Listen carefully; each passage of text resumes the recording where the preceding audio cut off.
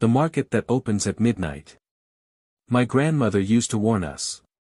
Never stay outside when the moon is round and the wind is quiet. That's when the hidden things walk. I always thought it was just an old woman's tale, until the night it happened to me. The night I got lost.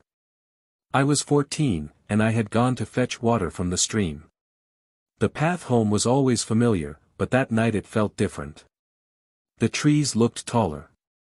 The air felt heavier. And the road seemed to twist in ways I had never seen before.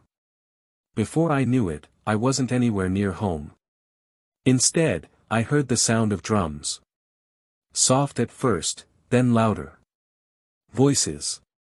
Music. Laughter. And a strange smell like smoke mixed with ripe mangoes. I followed it.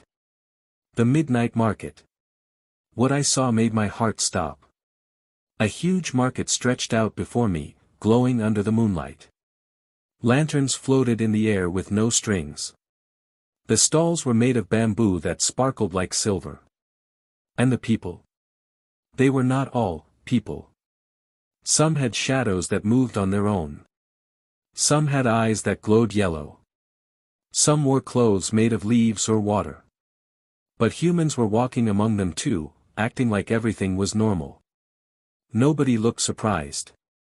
Except me. A tall woman with no feet, only mist from the knees down, floated past carrying a basket of yams. A man with 3 arms argued with a tiny creature with built legs over the price of pepper. A little girl with beads in her hair chewed roasted corn beside a giant with a head made of smoke. My legs shook, but something pulled me deeper inside. The forbidden item. Then I saw it. A small wooden box sitting on a mat. It glowed softly, like it was breathing light. The seller was an old woman whose face looked human, until she smiled. Her teeth were too sharp.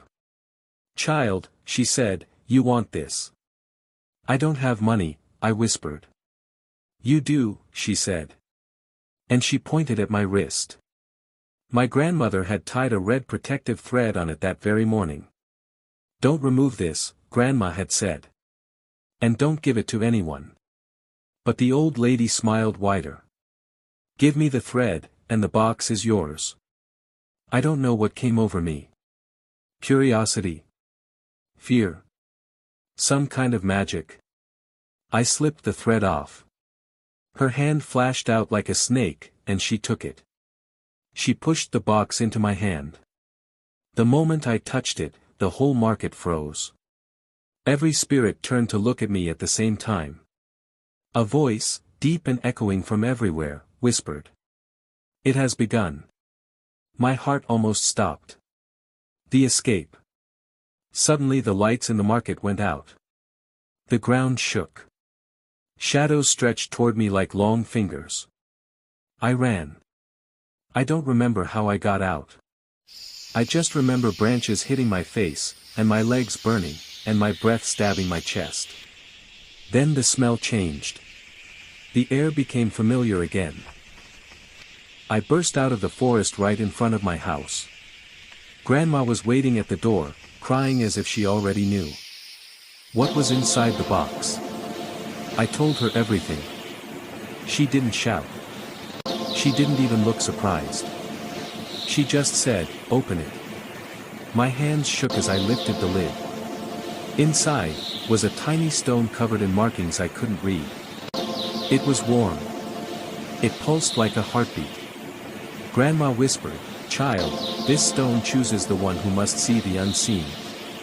Your life will never be normal again." She took a step back. Her eyes were filled with something I had never seen before. Fear. Pride. Both.